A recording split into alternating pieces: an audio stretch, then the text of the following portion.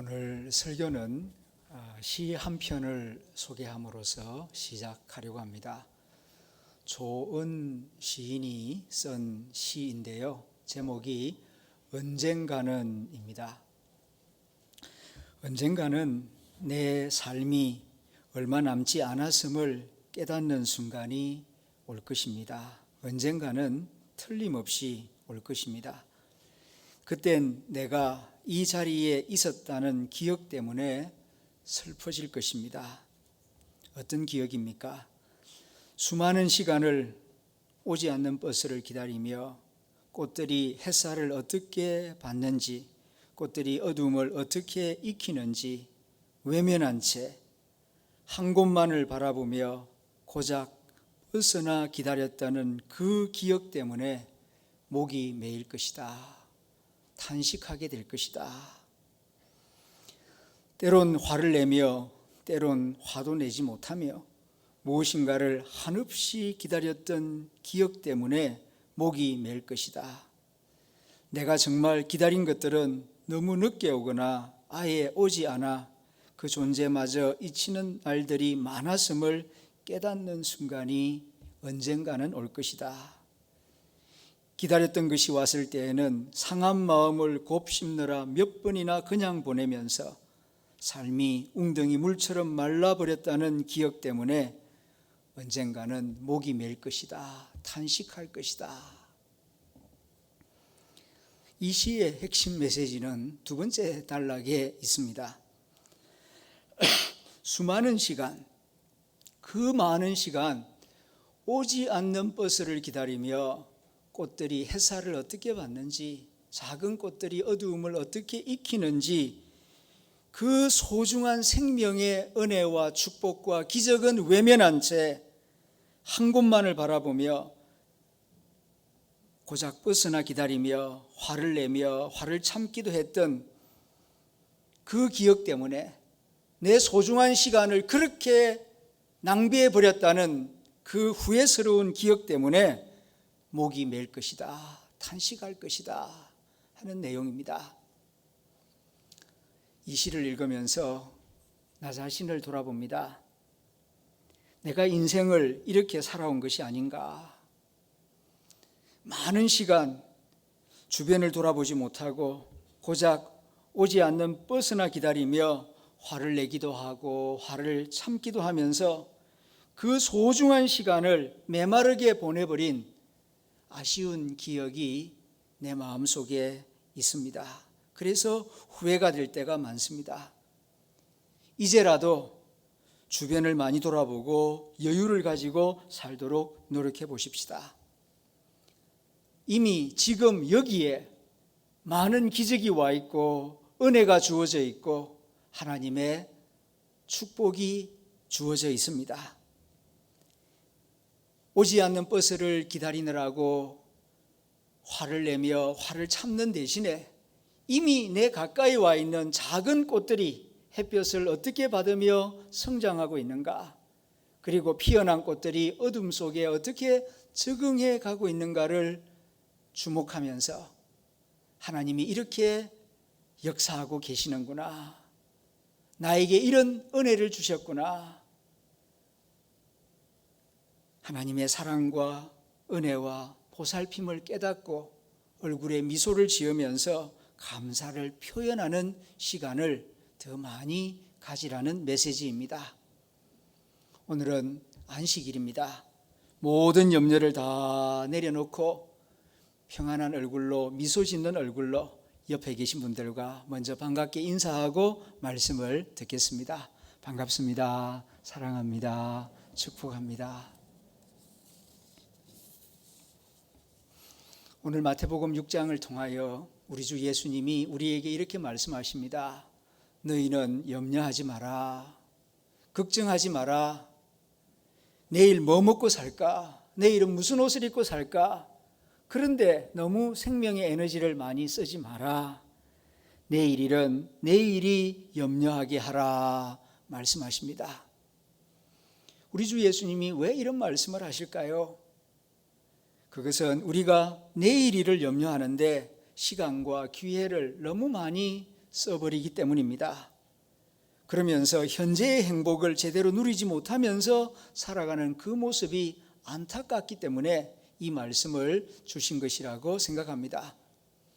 우리 주님은 무엇보다도 오늘 여기서 행복하기를 원하십니다. 오늘 여기서 행복할 때 내일 거기서 사랑할 수 있는 사람이 될 수 있기 때문입니다. 오늘 본문 말씀 가운데 우리가 눈여겨보아야 할 중요한 말씀이 있습니다. 34절입니다. 그러므로 내일을 위하여 염려하지 말라. 내일 일은 내일이 염려할 것이요 한날의 괴로움은 그날로 족하니라. 옛날 개역 성경에는 내일 일은 내일 염려할 것이요 그렇게 되어 있는데, 지금 우리가 가지고 있는 개역 개정판 성경에는 내일 일은 내일이 염려할 것이요 이렇게 되어 있습니다. 이 자가 하나 더 붙어 있어요. 그 말이 그 말 아닙니까? 뭐 차이가 있겠습니까? 아닙니다. 깊이 생각해 보면 중요한 차이가 있습니다. 내일 일은 내일 염려할 것이요, 이 말은 오늘 일은 오늘 걱정하고 내일 일은 내일 가서 걱정하고, 걱정을 한꺼번에 하지 말고 조금씩 나누어 하라는 그런 의미가 담겨 있습니다. 그러나 내일 일은 내일이 염려할 것이요, 우리가 가지고 있는 이 성경대로 읽으면 이게 원어의 정확한 번역입니다. 내일 일을 걱정하는 것은 나의 영역이 아니라는 뜻이에요. 내일이라고 되어 있지 않습니까? 내일은 시간입니다. 시간은 하나님의 것이에요. 사람의 것이 아닙니다.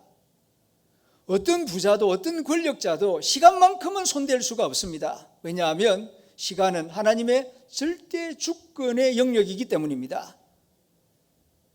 내일 일은 네가 손댈 일이 아니다. 손댈 수도 없고 간섭할 수도 없고 어떻게 할 수 없는 영역이다. 그건 내 영역이다. 그런 의미가 이 말씀 속에 담겨 있어요. 그럼에도 불구하고 염려 걱정을 계속하고 내일은 뭐 먹을까? 내일은 뭘 입을까? 내일은 어떻게 될까? 내일 일을 계속 내가 걱정을 한다는 것은 이건 교만이에요. 하나님의 영역에 내가 간섭하고 침입하려고 하는 교만입니다. 분명히 말씀합니다. 내일 일은 내일이 걱정할 것이라고. 네가 걱정할 것이 아니고 네가 간섭할 일도 아니고 간섭할 수도 없는 건데 자꾸 내일 일을 내가 염려하고 걱정하려고 하는 것은 교만입니다. 두 번째로는 불신앙이에요. 하나님을 믿지 못하니까. 태어날 때 내 마음대로 태어났습니까? 지금까지 내 뜻대로 살아왔습니까? 아니지 않습니까? 그런데 또 내가 마음대로 할 수 있는 양 내일 일을 내가 염려하고 걱정을 한다는 것은 그거는 하나님의 은혜를 부정하는 불신앙적인 행동입니다. 그리고 불순종적인 행동입니다. 염려하지 마라 분명히 말씀하시는데도 계속 염려한다는 건 이건 거역이요, 이건 불순종이요. 그러니까 내일 일을 내가 자꾸 염려하고 걱정하는 것은 작은 잘못이 아니라 아주 크고 심각한 잘못임을 주님께서 말씀하고 있는 것입니다. 염려 걱정을 많이 하면은 몸도 상하고 마음도 상하고 오히려 될 일도 안 됩니다. 왜 그렇습니까? 교만하고 불신앙적이고 불순종적인 방향으로 가고 있는데 잘 될 리가 있습니까? 하나님의 복을 받을 수가 없지요. 그래서 주님께서 다시 말씀합니다. 하나님을 믿는 너희들은 내일 일을 염려하지 마라. 그것은 하나님의 영역이고 하나님의 자녀들인 너희에게 무엇이 있어야 할 줄 네가 네 자신을 아는 것보다 하나님이 더 잘 알고 있다. 하나님을 믿어라. 그리고 하나님 말씀에 순종하라. 그리하면 너의 길이 형통하리라고 이 말씀을 통하여 우리에게 성령님께서 말씀하고 있는 것입니다. 조지 뮬러는 이렇게 말합니다. 염려의 시작은 신앙의 끝이요, 신앙의 시작은 염려의 끝이다. 그렇습니다. 신앙과 염려는 상극이에요. 염려를 많이 하면 많이 할수록 믿음에서 멀어질 수밖에 없고, 믿음의 기도를 많이 드리고 믿음의 찬송을 많이 드리면 드릴수록 염려로부터 멀어지게 되는 것입니다. 사도 베드로는 베드로전서 5장 7절에서 이렇게 말합니다. 너희 염려를 다 주께 맡기라. 이는 그가 너희를 돌보심이라. 너희 염려를 주께 다 맡겨라. 왜냐하면 주님은 너희의 선한 목자이시기 때문에 너를 때를 따라 돌보고 계시기 때문이다. 이것을 생각하고 이것을 믿음으로 너희 염려를 네가 가지고 가지 말고 주님께 다 맡길 것을 권하고 있습니다. 염려는 인생의 최고로 나쁜 바이러스입니다. 감기 바이러스는 한 며칠 몸 고생하고 나아지지만 염려는 우리의 영혼을 부식시킵니다. 그래서 하나님으로부터 멀어지게 만들고 우리의 정신을 어둡게 만드는 것입니다. 어떤 분은 말합니다. 이렇게 어려운데, 이렇게 힘든데 염려가 안 됩니까? 너무 어렵고 너무 힘들어서 걱정이 되고 잠이 안 옵니다. 그렇게 말하는 분들이 있습니다. 그런데 여러분, 염려 걱정할 상황이 따로 있고 감사할 상황이 따로 정해져 있는 거 아닙니다. 똑같은 상황인데요, 어떤 분은 염려 걱정을 많이 하는데 어떤 분은 감사를 더 많이 합니다. 생각을 바꾸어야 합니다. 조건이 달라지고 환경이 달라지면 내 염려는 끝날 것이다. 아닙니다. 습관을 바꿔야 됩니다. 염려하는 것도 일종의 습관이에요. 습관을 바꾸지 아니하면 환경 달라진다고, 조건이 달라진다고 감사하는 사람이 되는 것이 아닙니다. 옛날에 이런 이야기가 있습니다. 어떤 노모에게 두 아들이 있었는데 한 아들은 집신 장사를 해서 먹고 살고 또 다른 아들은 우산 장사를 해서 먹고 삽니다. 그런데 비가 오는 날이면은 어머니는 집신 장사하는 아들을 걱정을 합니다. 그리고 날씨가 맑으면은 우산 장사하는 아들을 걱정을 합니다. 그러다 보니까 염려 안 되는 날이 하루도 없어요. 그래서 옆에 있는 분이 이런 이야기를 합니다. 할머니, 그렇게 생각하지 마시고 비가 오는 날이면은 우산 장사하는 아들을 생각하시고 날씨가 맑으면 집신 장사하는 아들을 생각하면은 어떻게 했습니까? 그러면은 매일매일 기뻐하고 즐거워할 수 있지 않겠습니까? 비가 내리는 것과 햇볕 나는 것은 우리 힘으로 어찌할 수가 없습니다. 중요한 것은 내 생각을 바꾸고 생각의 각도를 고쳐 먹는 것입니다. 그러면은 같은 상황인데도 감사할 수 있고 기뻐할 수 있는 사람이 될 것입니다.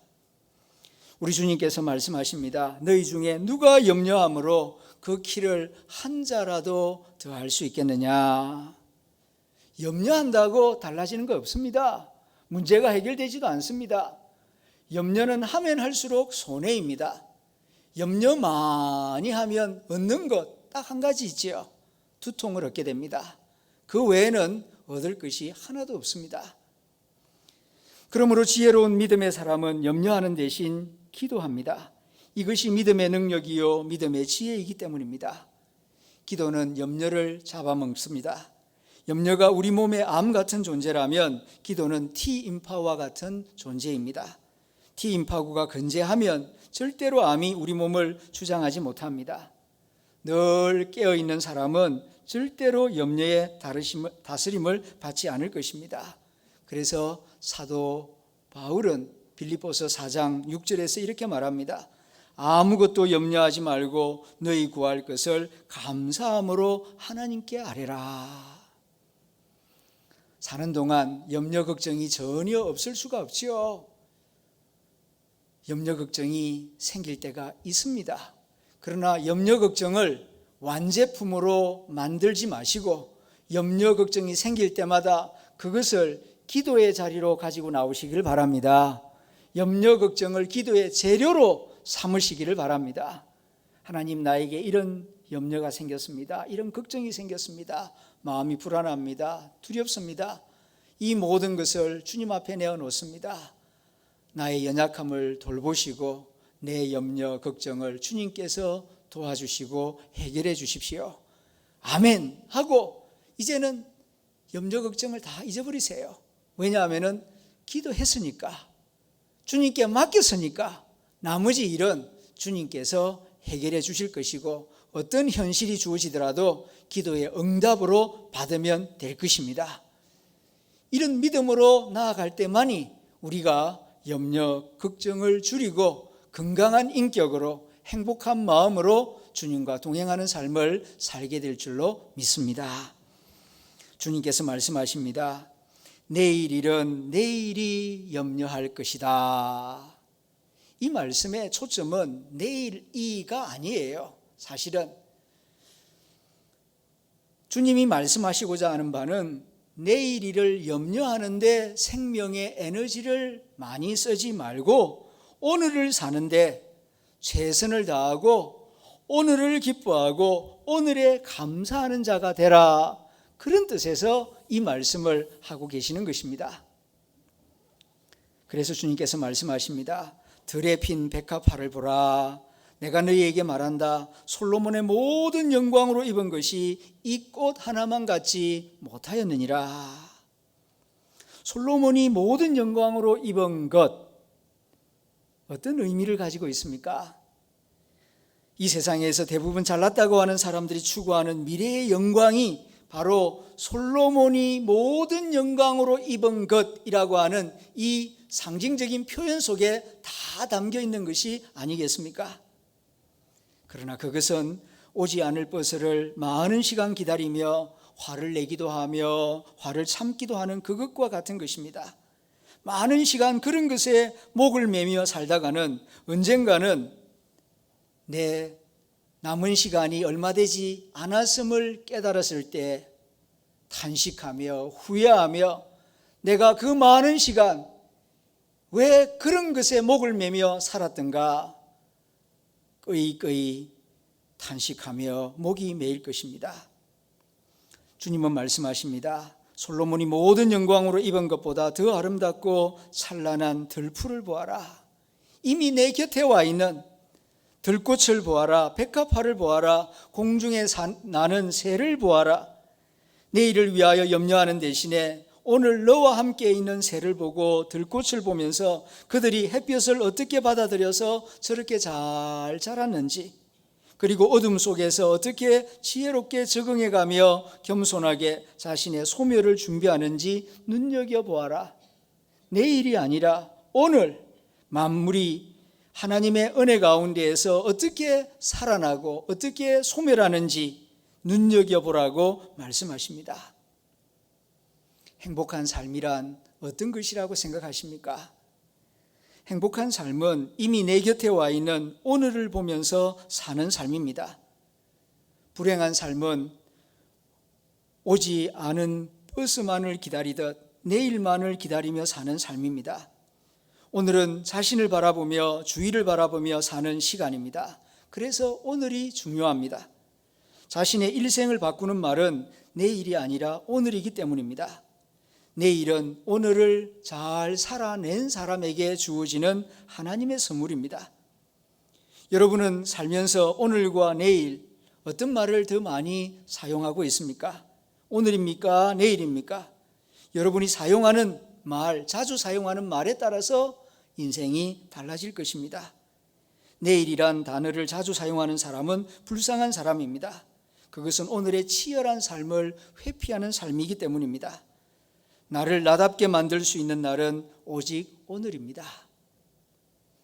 서울대학교에서 심리학을 가르치면서 특별히 행복이라고 하는 주제에 집착하여서 수년 동안 행복을 연구하여 좋은 책들을 많이 출판하고 있는 최인철 교수가 행복한 사람들을 오랫동안 연구하면서 공통점을 발견하였습니다. 찾아가서 인터뷰도 하고 또 그의 생활 습관도 연구하고 그래서 1000여 명 행복하게 사는 사람들을 연구해 보았더니 중요한 특징 하나가 나타나는데 그것이 무엇인고 하니 음미하는 시간을 많이 가진다는 사실입니다. 음미하다. 우리가 음식을 먹을 때에 허겁지겁 먹지 않고 잘 씹어서 천천히 그 맛을 느끼면서 먹을 때 음미하다는 말을 쓰지 않습니까? 심리학에서 음미하는 삶이란 현재의 긍정적인 순간을 포착하여 마음껏 즐기는 행위를 의미합니다. 예를 들면은 식사를 할 때도 그냥 한 끼 때우자, 그냥 생각 없이 밥을 먹는 것이 아니라 음미하는 사람은 식사를 할 때에도 그것이 쌀밥이냐 보리밥이냐를 떠나서 음식을 먹을 때에 냄새를 맡아보고 색깔을 보고 식감을 느끼고 이것을 만들어주신 분의 수고를 생각하고 그리고 밥상 위에 올라있는 몇 가지 반찬을 보면서 산에서 난 것, 들에서 난 것, 바다에서 난 것, 어디에서 식재료가 만들어져서 여기까지 내 앞에 왔나 생각하고 또 하나님의 은혜를 생각하고 이렇게 그냥 먹는 것이 아니라 음미하면서 먹습니다. 그리고 음미하는 시간이 점점점 많아질 때에 내 삶은 참 복된 삶이다. 나는 어제도 이런 음식을 먹었고 오늘도 이렇게 좋은 음식을 먹는구나. 누구 덕분인가? 은혜에 대한, 감사에 대한 기억이 차곡차곡 쌓이게 됩니다. 그리고 살아가면서 이런저런 축하할 일, 축하받을 일이 있으면은 그냥 보내는 것이 아니라 주변 사람들에게 알려서 마음껏 축하하고 축하를 받는 것입니다. 이것이 음미하는 삶의 모습입니다. 이렇게 살다 보면은 내 마음 속에 감사의 느낌, 행복의 기억이 점점 많아지게 됩니다. 행복에 대한 기억, 감사의 기억이 많아지게 되면은 다른 사람들을 사랑하고 섬기고 나누는 것이 어렵지 않습니다. 그런데 음미하는 삶이 없으면은 맨날 나는 고생만 하며 살았다, 희생하며 살았다, 그런 기억만 있으면은 사랑하라, 나누어라, 도와주어라 그러면은 짜증을 냅니다. 지금까지 내가 고생만 하며 살았는데 뭘 또 나누라는 건가? 누굴 사랑하라는 건가? 괜히 짜증이 납니다. 오늘을 감사할 때, 오늘 행복할 때 내일 그 누군가를 사랑할 수 있는 사람이 된다는 것이 바로 이런 뜻입니다. 주님께서 내일 일을 걱정하지 말고 오늘 기뻐하며 오늘 감사하는 자가 되라고 하는 것은 단순히 만족하면서 자기 위로에 빠지라는 말씀이 아니라 충분히 감사하고 충분히 기뻐하고 충분히 행복하며 살아갈 때에 참으로 이웃을 사랑하고 가족도 사랑하고 잘 섬길 수 있는 사람이 될 수 있기 때문입니다. 사도 바울은 우리를 향한 하나님의 뜻을 분명하게 가르쳐 줍니다. 데살로니가전서 5장 16절부터 18절에 기록된 말씀, 항상 기뻐하는 삶입니다. 다른 거 아닙니다. 하나님이 우리에게 원하시는 것은 항상 기뻐하는 삶을 사는 것, 그리고 범사에 감사하며 사는 것, 어려우면 염려하는 것이 아니라 기도하며 사는 것, 이것이 그리스도 예수 안에서 우리를 향한 하나님의 뜻이라고 분명히 가르쳐주고 있습니다. 어떻게 사는 것이 잘 사는 것입니까? 이런 물음이 우리 안에 있습니다. 주님은 말씀하십니다. 정말로 잘 살고 싶으냐? 그렇다면 염려, 걱정하는데 생명의 소중한 에너지를 낭비하지 말고 하나님의 나라와 하나님의 의를 구하는데 생명 에너지를 집중하여라. 그게 잘 사는 길이다. 그게 지혜롭게 사는 길이다. 그게 행복하게 사는 길이다. 우리에게 가르쳐 주십니다. 염려를 많이 하는 사람들 가만히 관찰해 보면은 공통적인 특징이 있어요. 그것은 진짜 크고 중요한 걱정은 안 해요. 자잘한 걱정에 포로가 되어 있습니다. 작은 염려들 때문에 신경 노이로제에 빠지고 잠을 이루지 못하는 경우가 많습니다. 우리 부모님들이 자녀들에게 지나칠 정도로 많이 하는 잔소리가 있죠. 공부해라. 이놈아 좀 공부 좀 해라. 공부해서 남주냐. 이런 잔소리를 참 많이 합니다. 그러다가 만일 아이가 병이 나서 병원에 입원했다고 합시다. 그럴 때는 말이 바뀌어집니다. 공부는 나중에 해도 되니까 건강하기만 해다오. 빨리 나아라. 건강을 더 챙기게 됩니다. 왜냐하면 건강이 더 중요하니까요. 그런데도 의사 선생님이 부모님이십니까? 아이고 어떡하죠? 심각합니다. 이렇게 말하면은 이제는 겁이 덜컥 나면서 얘야 다른 거 아무것도 바라지 않는다. 그저 건강해서 병원에서 빨리 퇴원하자. 네가 나왔기만 한다면은 더 소원이 없다. 소원이 단순해집니다. 그러나 건강보다 생명보다 더 걱정해야 할 중요한 것이 있습니다. 그것은 아이들의 인간성입니다. 모름지기 인간성을 염려해야 합니다. 우리 아이가 어떤 인간으로 자랄 것인가, 도덕성과 인간성과 종교성을 염려해야 합니다. 우리가 언론을 보면서 많은 사례들을 보지 않습니까? 세상을 어지럽히는 사람들, 공부 많이 한 사람들입니다. 머리 좋은 사람들입니다. 인류대학 법대 나온 사람들이 많아요. 그런데 그 좋은 머리, 우수한 성적을 좋은 데 쓰지 못하고 남을 속이는 데 쓰고 사회를 어지럽히는 데 쓰는 경우가 있습니다. 인간성이 바로 되지 못하면은 그 좋은 학교 나온 거, 좋은 성적, 오히려 아니함만 못한 것입니다. 이 세상을 좀 더 나은 세상으로 만드는 자녀가 되도록 키워야 되지 않겠습니까? 그런데 이런 큰 염려는 없고 작은 염려, 공부 하나만을 놓고 염려해 왔습니다. 건강이나 인간성에 비하면 사소하다고 할 수 있는 공부만을 염려했습니다. 작은 일 때문에 중요한 것을 걱정하지 못했던 것입니다.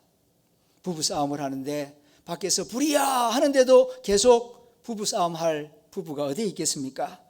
일단 싸움을 거치고 합심하여 불부터 끄게 될 것입니다. 큰 걱정, 정말로 해야 할 걱정을 하게 되면 작은 걱정은 자연히 물러가기 마련입니다.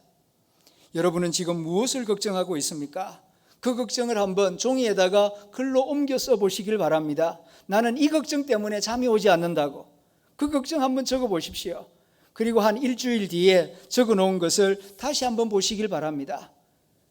계속 그 걱정을 할 만한 가치가 있는지, 일주일이 지나도 걱정할 가치가 없는 그런 걱정이라면 아예 할 이유가 없는, 가치가 없는 걱정이었던 것입니다. 물질도 중요하고 사업도 중요하다지만은 건강보다 중요하고 생명보다 중요하겠습니까? 그러나 그 무엇보다도 우리가 하나님 앞에 어떤 모습으로 설 수 있을 것인지 그것을 걱정해야 할 것입니다. 그래서 주님은 우리가 진짜로 걱정해야 할 크고 중요한 숙제를 말씀하십니다. 33절에 있는 말씀입니다. 그런즉 너희는 먼저 그의 나라와 그의 의를 구하라. 너희가 먼저 걱정해야 할 일은 하나님의 나라와 하나님의 의를 구하는 것이다. 그리하면 이 모든 염려 걱정, 생활의 걱정은 다 해결해 주겠다. 주님께서 말씀하고 있습니다. 이 말씀은 우리에게 선택과 집중을 말씀하시는 것입니다. 무엇을 선택하고 무엇에 집중하라는 말씀입니까? 나의 생명의 에너지를 염려하는데 사용할 것인가? 아니면 씨를 뿌리는데 사용할 것인가? 선택하라는 것입니다. 하나님의 나라는 씨를 뿌리는 농부와 같다고 주님 말씀하시지 않았습니까? 그러므로 염려하는 대신에 하나님 나라를 위하여 기도의 씨앗을 뿌리고 사랑의 씨앗을 뿌리는 사람이 되라고 말씀하십니다. 몇 년 전 드라마 제왕에 나오는 극중 앤서니의 역할을 맡은 김명민이 대사 한마디를 했는데 그것이 크게 회자되었습니다. 걱정하면 지고 설레이면 이긴다 하는 말입니다. 그렇습니다. 걱정이 되면 지고요, 설레이면 승리하는 사람이 될 수 있습니다. 두려우면 지고요, 설레이면 이깁니다. 왜 그렇습니까? 시간은 앞으로만 나아가기 때문입니다. 절대로 뒤로 물러서는 법이 없습니다. 그런 거로 시간을 내 편으로 만들면 시간이 가면 갈수록 설레임이 커지게 됩니다. 그러나 시간과 원수가 되면은 그는 시간이 가면 갈수록 걱정하게 되고 두려워하는 사람이 될 것입니다.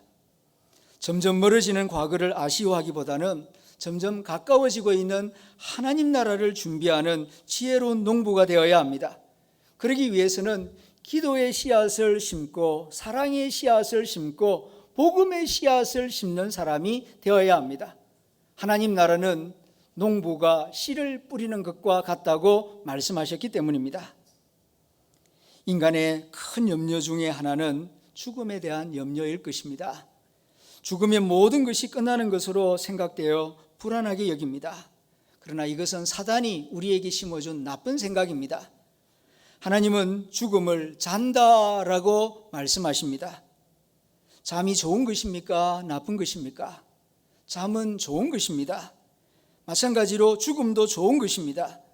예수님을 믿는 우리는 죽으면 끝나는 것이 아니라 영원한 천국으로 들어가게 되는 관문인 것입니다. 죽어야만 이 육체의 썩어질 장막을 벗어버릴 수 있고 부활의 신령한 새 몸을 입을 수가 있습니다. 가을옷을 입고 있다가 그 위에다가 겨울옷을 끼어 입을 수는 없습니다. 벗어야 새 옷을 입을 수 있는 것처럼 죽어야 하나님 나라에 들어갈 수 있습니다. 잠을 자고 나면 깨듯이 죽으면 부활을 경험하게 될 것이고 주님을 만나게 될 것입니다. 죽음이 끝이 아닙니다. 죽음 다음 주님과의 만남의 시간이 있습니다. 그 만남이 두려움이 아니라 설레임이 될 수 있도록 하나님 나라를 준비하는 삶을 살아가는데 집중하는 지혜로운 성도들이 될 수 있기를 기원합니다. 그래서 주님 앞에 서게 될 때에 겁내지 않기를 설레임으로 받아들일 수 있는 복된 성도들이 될 수 있기를 기원합니다.